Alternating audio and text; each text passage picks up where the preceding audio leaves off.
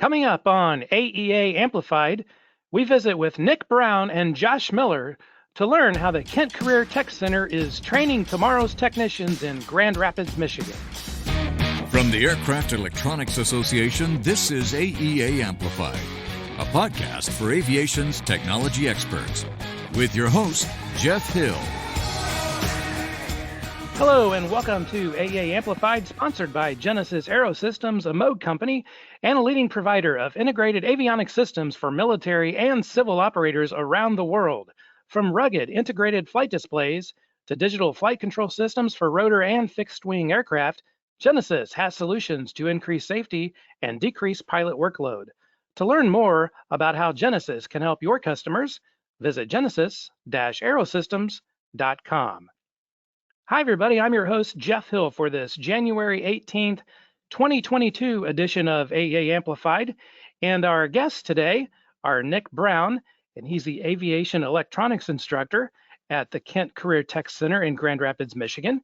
And we also have Josh Miller, and he is the aviation maintenance instructor at the school as well. So Nick and Josh, thank you so much for joining us today, and let's get right to it.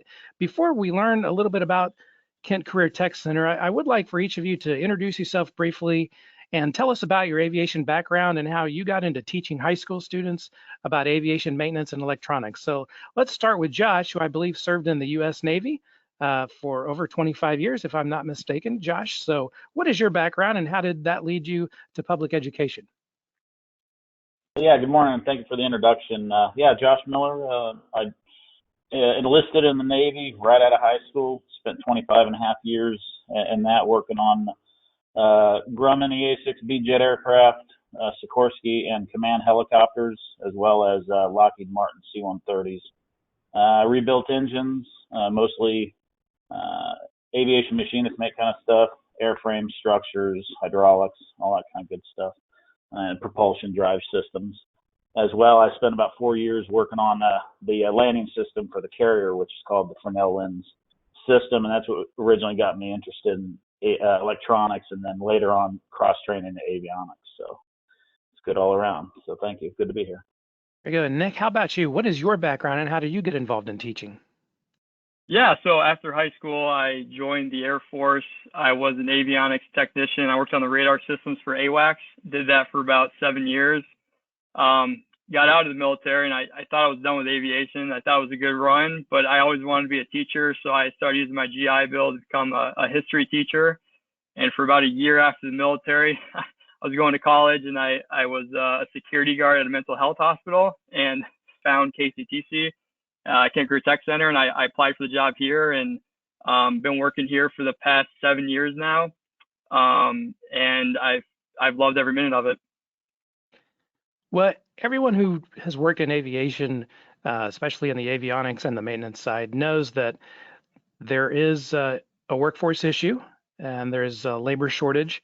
Kent Career Tech Center is working to address that. It's been an academic member for the AEA since 2016, and the school is part of the Kent Intermediate School District in Michigan. So can you tell us a little bit about the aviation maintenance program there in general, and also the electronics programs? What is the focus of study for each program? Nick, I'll give you a little bit. Sure. I'll give you a little bit of background on our program. So we are a intermediate school district. So for the whole county of Kent, Michigan, the whole county of Kent County in Michigan. And so we have programs from aviation to health careers to 3D gaming and engineering and just all across the board. So the aviation maintenance program was started in 2000, and the avionics program was started in 2009, thanks to William Tramper, who is one of your members with Azimuth Aerospace. And anyone that's ever worked with William knows that he does not take no for an answer, and he's been pushing avionics to the point where he wrote all the curriculum, he designed the coursework, and in 2009 we opened up an avionics program. And you know, we're probably one of the very few high school avionics program in the country, but anyway, so we've been around for 22 years now, and I did some rough numbers here. I think we graduated about 1,500 students during that time, and we teach all 11th and 12th grade students. So our students come from us from the local high schools. So for example, they got math in the morning, just like their normal class loads. And then they come to us just for one class out of the day. And then they bus them back to their home schools. So that's kind of how we operate. And so being around for the avionics programs in 2009, that's quite a few years, 1,500 students. I think on this issue, we hear so much talking about the topic of workforce development, and then there's talkers and doers, and you two are doing the doing as well as the school and your local school district. Tell us a little bit about how your program's set up. Does it happen to be a Part 147 school, or is it a degree program or a certificate program in any way? So I'll start, and then Josh has done a lot of research with workforce development, so he can answer a lot of those questions. But we are not a Part 147 school. We really focus on the fundamentals. So we're not a Part 147. We don't have the time to cover all the hours, and honestly, we want to focus on getting a kid a career when they leave high school. That's our main focus, and that's what we want to do. So we teach them skills that will help them get their A&P license if they choose to, or if they want to get their pilot's license, or whatever it is. But what we do focus on is the skills, and on the avionics side and on the maintenance side too, we focus on ASTM certifications.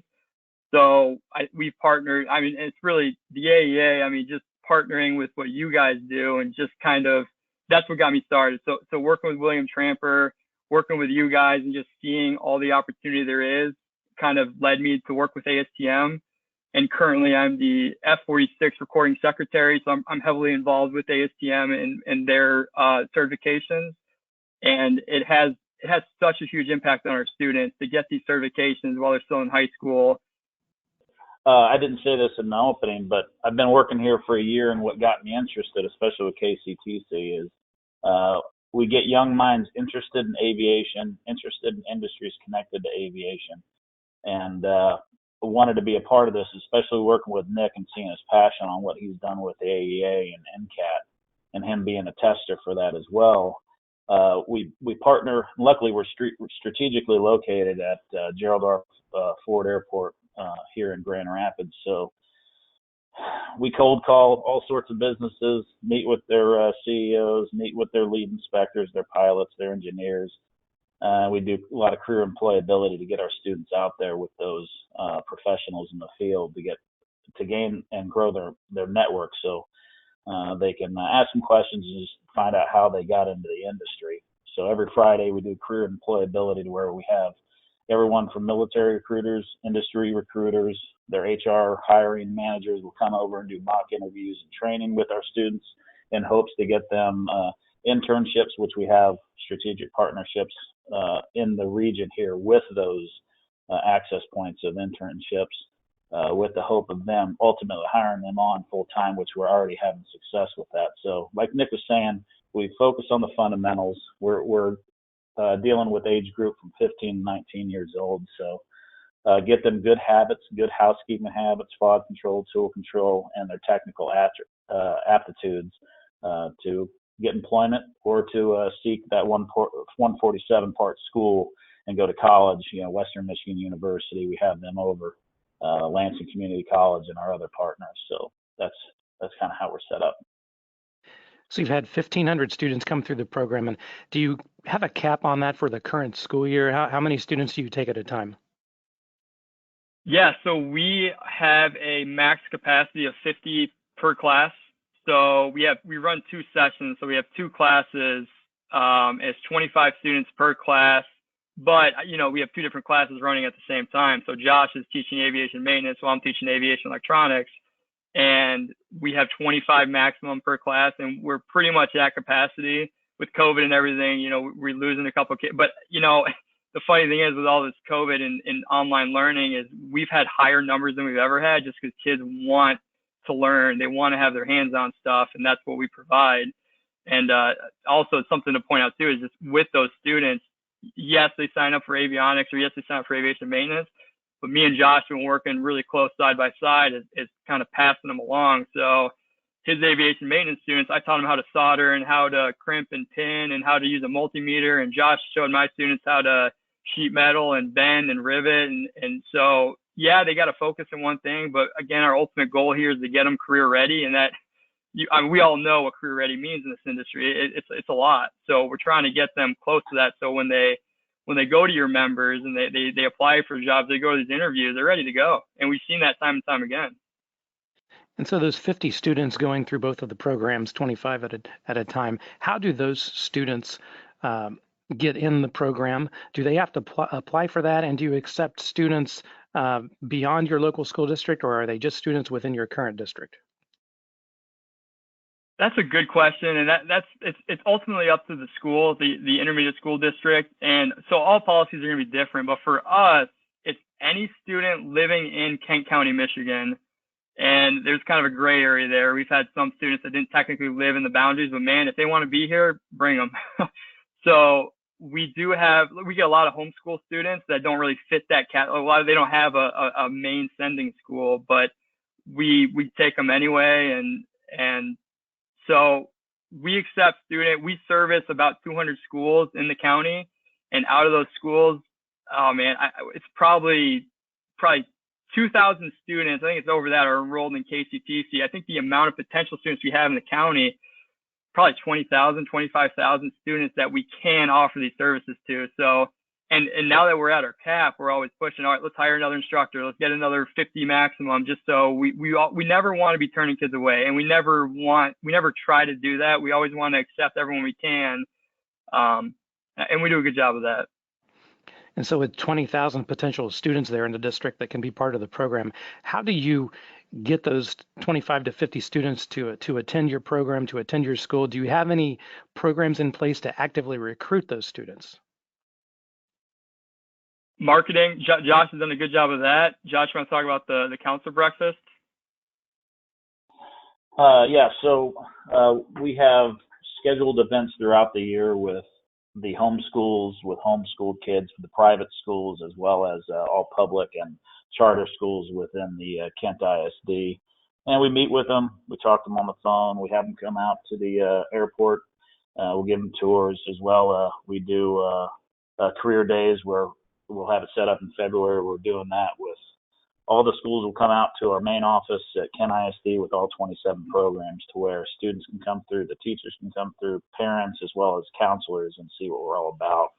Anytime anybody ever wants to come by, we never turn anybody away, because I think we can all agree we're all here to try to grow the next generation of aviation maintenance technicians and electricians. So that's essentially in a nutshell what we do.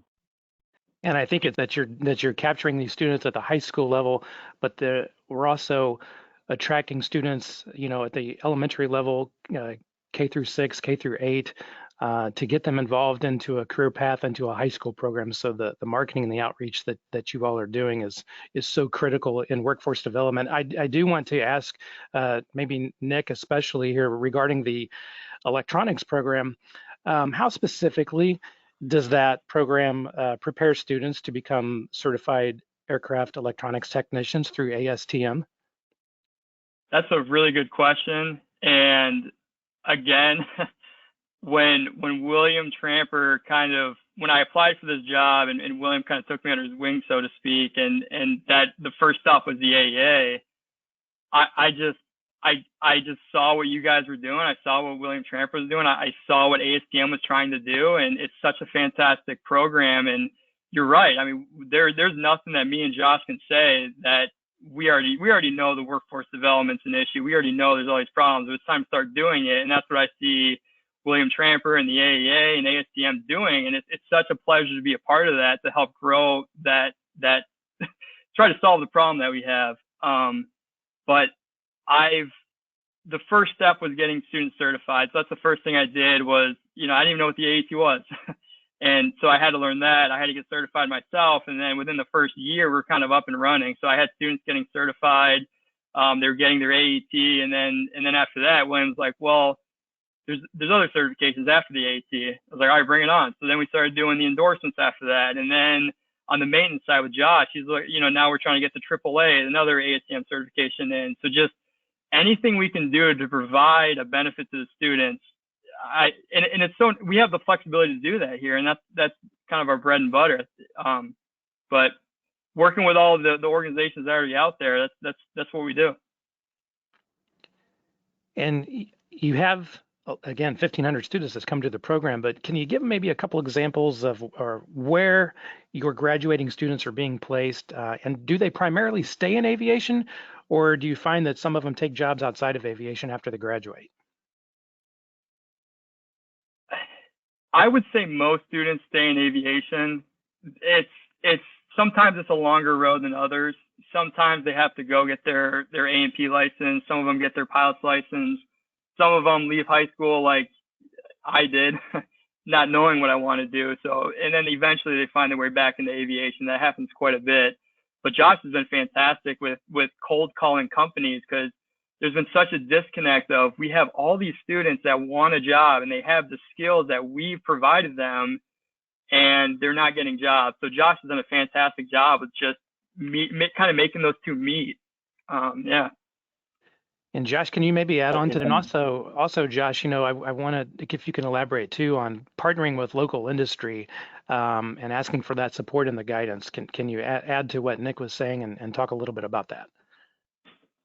Oh, absolutely. So our advisory committee is comprised of industry professionals, pilots, engineers, mechanics. So I would say it's a several-pronged, attack. 1/5 of every week, we dedicate every Friday to career and employability, where we have people come in. One, we're selling and marketing our program to these new industries we're targeting strategically. And partners in the aviation industry. We have a ton of manufacturing up here, of manufacturing aircraft parts, structures, riveting, all that kind of stuff, assembly. So we have them come in here. We show them our program. We see what lines up with them. We ask them basic, same questions. What can we do to provide you with manpower and a workforce so they're career ready to go right into your job? Also, can we have you come in to be a guest instructor? Can we have you come in? We've had industry professionals come in and do the actual interview training with our students, with the strategic placement that they've already interviewed our students. They already want our students, and they already pretty much have a job. We've replicated that several times over this past year. So we have young people that are getting into those jobs. They're getting the network that they're growing. And luckily we have a lot of, and I think we can all agree, with COVID and the great resignation that's been happening and early retirements, there is such a need. We had a president of Jedco Aviation come out here with their HR director, and they have a need of 40 people, and I'm like, we're just salivating. We had another industry leader. Since we met with them in December, 5 of our students are already working there, and we're already working on paid and non-paid internships with our strategic partners locally. Now Nick's been working a lot with GE and L3 and different industries like that, but we say the same things over and over again. What can we do to provide you with manpower? How can we change our program for the training that you need to where we can make our students marketable to where they can immediately get a job, they can immediately go to college, that Part 147, and get the additional training so they get their A&P, as well with Nick saying with the ASTM and all the certification. That also lines up with the FAA requirements for the 1,900 hours that you need to show the FSDO to get your A&P sign-offs to where you can at least take the test. All these things we're trying to place to where they have paperwork, they have certifications, they have logbooks that has hours to provide them that step up so they can continue on their journey. There's one thing I want to add to that too, because I think this is the key ingredient that Josh has been doing, and it's the follow-up. So not only do we start these conversations, but we follow up with them. Okay, what were the problems? What are you seeing that we're not seeing? How can we solve your pain points? And I think that's created some pretty long relationships. And it's kind of crazy because we get students come back all the time. 1,500 students, they keep showing up at our doorstep, and they say, I'm over here in California, and they'll bump into KCTC grads on the other side of the country. I've got Bill Hamp is one of your members, and he's got a student working for him. And then Chris Bergman is another member, and he called me a couple weeks ago saying, "Hey, you got anyone to hire?" Because I think that's the secret there is that constant follow up. Because if we're not producing students that are helping industry, then we're doing something wrong. So we always want to make sure that, and the industry is changing so constantly that we need to stay in front of it. So we're always making sure we're one step ahead of the game, so students are prepared when they enter industry. Once again, we are visiting with Nick Brown and Josh Miller of the Career Tech Center here on AEA Amplified, sponsored by Genesis Aerosystems, a Moog company. And to follow up on that line of thinking there, when your students do get placed at your industry partners, what are you hearing from those employers in terms of the skill levels of your graduates? How do you do it? That's a good question.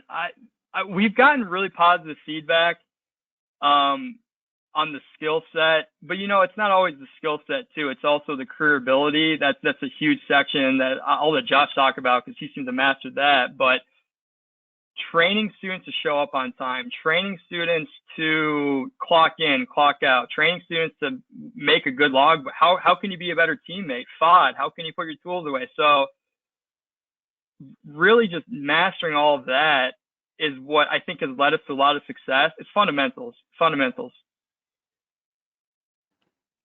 Josh, did you want to add on to that? Yes, thank you. So I used to use this reference in the military a lot. KISS, keep it simple, stupid. So we're dealing with high school students who don't know exactly what they want, but they like planes. They like seeing them fly. So we just get them in there and we build their habits, good habits, show up to work on time, clock in, get used to that, reading and writing, reading what it says in the publication, doing it properly. And if you don't know, ask. If you mess up, fess up, move on, be honest, be dependable, and a willingness to learn and take direction and be humble. Because I tell them all the time, look, I've been in the aviation industry, both civilian and military, for going on 30 years. And I'm still learning every day. I learn from Nick every day. I learn from the students too. We have some robotics students who are just phenomenal, and they build drones. They just seeing their creativity. I'm like, wow, it's amazing. So I'm learning from them. So we just push that. Be humble, be honest, show up to work on time. If you got a question, ask. If you need help, seek it out until you find the right answer, because you can't pull over on the side of the road at 45,000 feet. So we just impart those basics in them. We take feedback from the industry, our advisory committee, and our strategic partners of what they need, and we formulate our program, and it's ever shifting. We've already changed our program several times this year depending on the need, because we're focusing on those industries, especially local students. And we ask them questions. We have questionnaires. Do you want to stay local? Do you want to travel? We have the military come in. So we're trying to line them up with opportunity out there so they can get into the industry and they can be productive members of society, pay their bills, take care of their family. That's our strategy. So obviously the folks who are in the aviation industry around the Grand Rapids area have a pipeline of students that will eventually be in their workforce, but we probably have a lot of folks listening to the podcast who do not live in Grand Rapids, Michigan, and would love to have an area high school program that's similar to yours in their neck of the woods. So your program obviously must have the support of a school principal, the superintendent of your school district, and obviously your Board of Education. It has to have the resources and the funding for it to prop it up. But what advice would you give, and Nick, I'll start with you, what advice would you give to school districts around the country that may be thinking about starting an avionics program or a maintenance program for high school students? Yeah, man, that's a fantastic question. I would say have a conversation. I think a lot of people, we just had some professional development the other day, and we kind of had that conversation. For teachers, it's so natural for us to talk to all these teenagers, and it's just, and to come up and speak in front of an audience full of, adolescents is for us is second nature, but for some people that may be kind of daunting. But talk to your teachers, talk to your school board, just start that conversation. Because here's the thing about most public education is they don't know aviation. Most of your high school teachers graduated high school, went to college, and now they're back in the classroom. So they don't know what they don't know. And it's up to us as an industry to have those conversations and to just start small. You don't need to have a full-blown program up and running. Just talk to some STEM classes. STEM is such a big, it's such a big staple in education right now, and it fits into aviation so easily. Fundamentals of flight, they're teaching that in elementary school. We as an industry need to get out in front of that and pick up those pieces to not make it a unit of, here's your, like my daughter's in 3rd grade. She learned the fundamentals of flight in school. That's fantastic. And then they move on to the next thing. So it's like grab them while they can, while they have their interest, and show them what aviation has done for all of us, right? So don't be intimidated. Just have that conversation. I think a lot of us are in this industry are a little introverted, and we don't want to get out of our comfort. Like we I don't want to bother other people, but it has to be done. I mean, you go to an airport, there's a fence. You go to you go on a commercial airline, and you're getting pushed like cattle on and off the airplane. You don't have a chance to talk to pilots. You don't have a chance to talk to people that work in the airline, unless you're like me. I just talk to anyone who's got like an airline jacket on. But I think just the exposure is not there. Like we need to provide that exposure. All these other industries that we talk about healthcare, IT, everyone knows someone in these industries and they know about the industry. Aviation is that one of the few exceptions where, unless you have like an uncle who's a pilot, I think we get that a lot, Josh, yeah, my uncle's a pilot, so I signed up for this class. Like, where are the rest of these kids at? And I think we need to go out and find them. And kind of like back to your first point, it's got to go before high school, because I would say middle school, from what me and Josh have seen, by middle school, kids got their minds made up. They already know, like, oh, I like computers, so I'm going to go with this. Well, have you looked at Aero IT, like these other certifications? If you like computer, what about computers do you like? Because there's a piece of that in aviation. And that's the beauty of aviation is, man, there's a spot for anyone, right? I mean, if you're maintenance, we call them cats and dogs. The avionics guys are like cats. They're just so focused, and they love solving puzzles. And you got the maintenance guys who are more like dogs. They just love running around and beating up with hammers and stuff. And like, so aviation is such a beautiful field because there's a spot for anyone, but people don't know that. And it's up to us to get out there and to vocalize that. So yeah, it's great to start a program. Fantastic. And when that happens, please call out to me and Josh, and we will help you. But start small. Just have a conversation with a teacher, be a guest instructor for a day, talk to the kids about what an airplane is. Just start small. That's it. And Josh, I'd like for you to add on to that, but I also want to ask another question from the standpoint of the school district itself has to find the instructors. And when you're dealing with public education, oftentimes you have to be a certified teacher. Josh, I think your story is a wonderful example from the standpoint of you were in the military for 25 years and found that teaching was kind of a second career for you and was still an opportunity for you to use your maintenance skills, your aviation skills, and to apply it in a public school setting. So talk a little bit about that ability for school districts and the need to identify their certified instructors. So yeah, thank you. So let's take for instance Wichita, Kansas. I was just there for a military retirement. A friend of mine retired, and I knew that Cessna was there. I didn't know Bombardier was there. And there's so many manufacturers there, and I was talking with a couple people there, and did a little research. So GDP, the gross domestic product of the city of Wichita, is about 30% aviation. So about 1/3. So let's take that for an example. If I were to start an aviation maintenance program in a high school in Wichita, Kansas, they have plenty of resources. They also have a need. Here, we focus on the industries around here because the taxpayer dollars in Kent ISD are paying for us to do that, to feed the future workforce into the industry here. Sometimes they go in the military, they go out, they come back. Sometimes they leave and they want to go out to California and work for L3 because they like surfing. Who knows? But the focus is local. So if I were to recommend anybody wanting to do a startup, we'd be happy to help out. And my email is joshmiller@kentisd.org. We'd help you out how we can. But really, what's the need?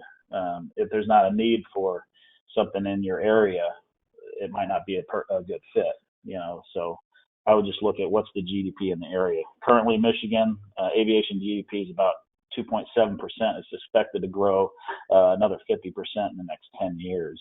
And we target those industries to try to feed them. One of the biggest employers in the state of Michigan, private aviation company, MRO, Maintenance Repair Overhaul Facility, is Duncan Aviation in Kalamazoo and Battle Creek, Michigan. They have a footprint of 700. And you know as well as I do, there's people going in, there's people coming out. So what's the need? Focus on that. How much money and budget's needed, because really you're taking money local to feed local industry. So that would be my recommendation. And Josh, thank you so much for your email address there, because I was going to ask how folks can contact you all if they have any questions or are interested in starting up a local program within their school district. Nick, real quickly before we forget, how can people get in touch with you if they have questions? Yeah, my email is Nicholas, NICHOLAS, Brown @kentisd.org. And just to tie into Josh's point too, the realm of education, we're getting a big push right now in career and technical education throughout the country. So career and technical education, we call it CTE. And for the past like 20 years, I think the biggest mantra in education was go to college, go to college, go to college.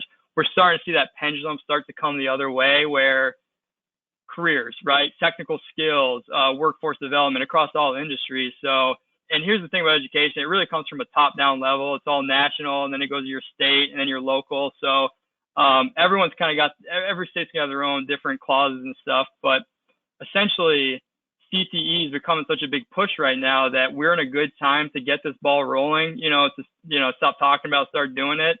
And you do not have to be a certified teacher to do what we do. In the state of Michigan, you have 10 years to get your licenses. They want work experience, and every state's going to have their own criteria, but most people will fit that.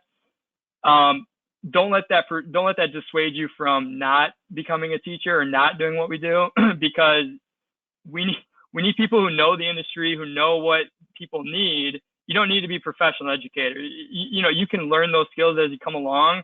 Really, we just need someone with the experience. I mean, Josh is such a perfect example.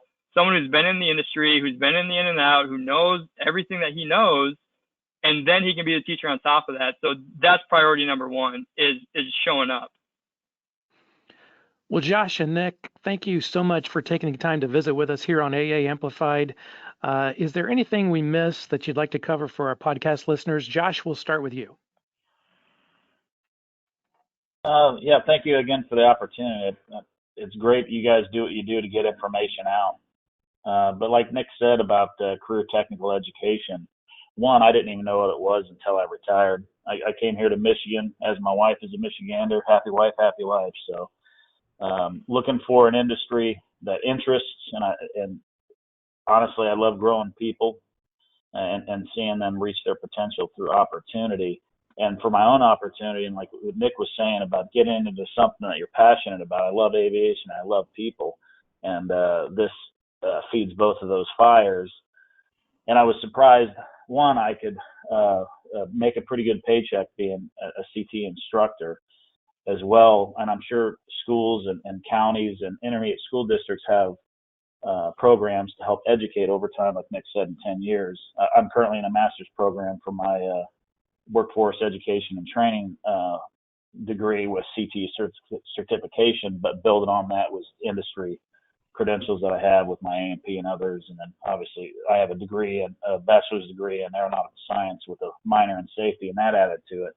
So anybody that's interested in getting that, like Nick said, and I can't stress it enough, you don't have to be a teacher to be a teacher in technical education. You have to be a technical person to teach other people technical education, and it's a perfect fit for those people that I don't want to turn wrenches working for Delta Airlines. My body hurts too much now, so I'm really happy to teach people. So if you have an interest in that and you want some mentorship or some information, give us an email. We'll connect. We'd be more than happy to help you guys out, because we got to grow the next generation of aviation maintenance technicians. Thanks. And Nick will Thank you, Josh. Nick, we'll give you the final word. Yeah, man, that was such a good way to wrap it up. I just, to caveat off of that, I mean, our partnership between education and our workforce needs to be strong. I think it needs to be stronger. The closer we are from the education standpoint to the the companies and all your AEA members, the better communication we have between us, the stronger our industry is going to be, and that this growth will automatically grow. There's no other work that needs to be done, but it's got to start with communication from schools and industry. Well, Nick Brown and Josh Miller, thank you so much for your time. We definitely look forward to following your program's success stories in the future. Thank you for the work that you're doing and for sharing your story. Your school, your program is certainly a model for so many others around the country and around the world to follow. So to learn more about the Kent Career Tech Center, you can visit them online at kentisd.org. Again, that is kentisd.org. And before we go, let me remind our listeners of some important items. The AEA Educational Foundation is going to award more than 20 scholarships for the 22-23 school year. And these scholarships will be awarded to students pursuing a career in avionics or aircraft maintenance, as well as students from AEA member companies. And the deadline to submit a scholarship application is April the 1st, 2022. Scholarship applications are available online, and that's at aea.net/scholarship. I also want to encourage those of you who are planning to attend the AEA International Convention and Trade Show in New Orleans to please book your hotel rooms now. The show will take place March the 28th through the 31st at the New Orleans Convention Center. But please keep in mind that the NCAA Men's Basketball Final Four does take place in New Orleans immediately following the conclusion of the AEA convention. So you're going to want to secure those hotel rooms before it's too late. And you can find a hotel reservations link for the AEA room block, which will be at the Hilton New Orleans Riverside at aea.net/convention. And a reminder that advanced registration is available through March the 11th. You can register to attend the show and save $100 per person with the advanced registration rate. And again, that's at aea.net/convention. And finally, if your company is hiring, don't forget to post your career opportunities on the AEA jobs board at aea.net/jobs. Free resume posting is also available for job seekers. Again, check it out at aea.net/jobs. And that's going to wrap it up for today. We hope you can join us again soon for another episode of AEA Amplified, sponsored by Genesis Aerosystems, a Moog company. To learn more about Genesis and its full range of products, visit genesis-aerosystems.com. Thanks again to Nick Brown and Josh Miller for joining us today from the Kent Career Tech Center. And until next time here on AEA Amplified, this is your host, Jeff Hill, wishing you blue skies ahead and so long, everybody.